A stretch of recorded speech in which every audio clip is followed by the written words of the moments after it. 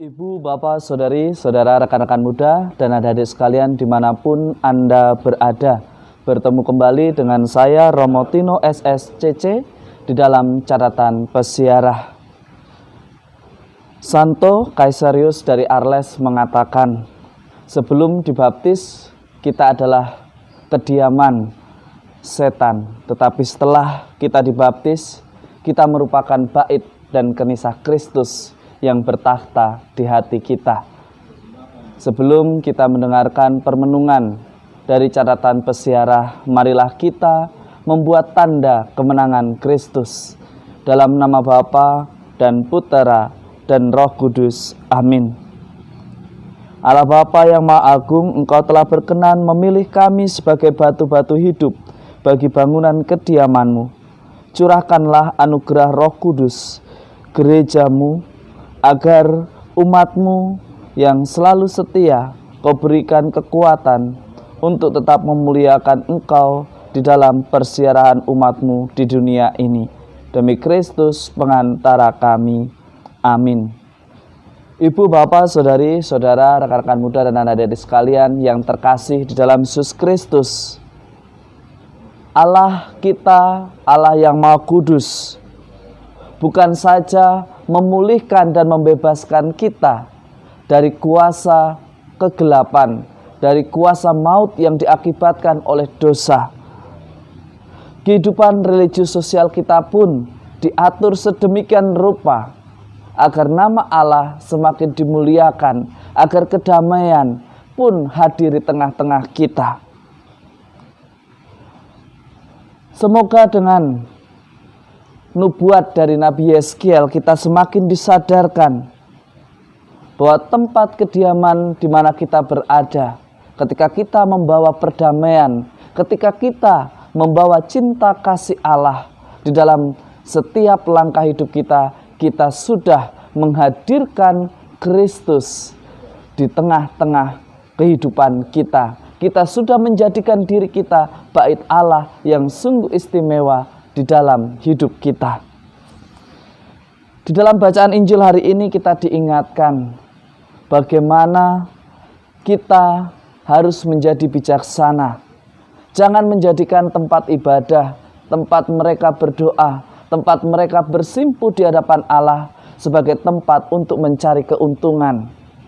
Gereja yang hidup adalah gereja yang umatnya mau melayani, mau memberi waktu, mau hadir, mau memperbaiki diri dan menjadi lebih baik dan bukan mencari keuntungan.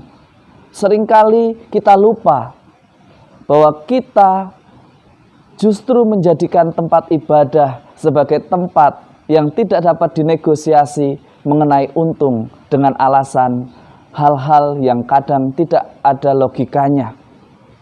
Yesus hari ini di dalam Injil Yohanes begitu marah dan mengkritik karena mereka bermain curang, padahal mereka berjualan di tempat bait Allah.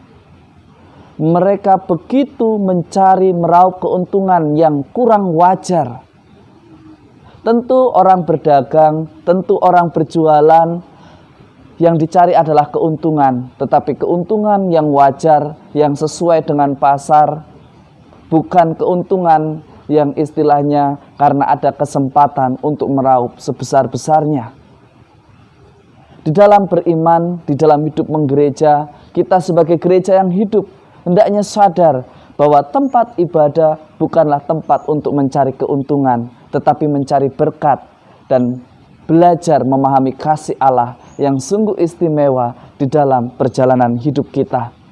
Semoga teguran Yesus hari ini sungguh mengingatkan kita bahwa kita pun adalah bait Allah yang hidup, yang mesti harus dijaga kesuciannya, dimulai dari kata-kata, cara berpikir, cara bekerja, dan mencari keuntungan di dalam persiaran hidup kita. Semoga berkat Tuhan selalu melindungi dan memberkati kita dalam nama Bapa dan Putera dan Roh Kudus. Amin. Ibu, Bapak, Saudari, Saudara, rekan-rekan muda dan adik-adik sekalian, di dalam prinsip ekonomi memang dikatakan demi pengorbanan yang sekecil-kecilnya, tetapi yang penting untungnya besar. atau demi untung yang besar kita menekan biaya supaya kecil yang keluar. Tetapi di dalam gereja hendaknya kita melakukan semuanya wajar, karena yang dibutuhkan adalah waktu, pelayanan, dan pemberian diri demi kemuliaan Tuhan. Semoga kita sadar bahwa kita adalah bait Allah, di mana kata-kata, perbuatan, dan tindak tanduk kita mencirikan orang beriman, ataukah kita bukan orang beriman. Jika kita mengaku diri sebagai orang beriman, maka lakukanlah dan jadikanlah diri kita sebagai bait Allah yang memperkenankan Allah hadir menyapa sesama kita melalui diri kita. Tuhan memberkati, selamat beraktivitas. Amin.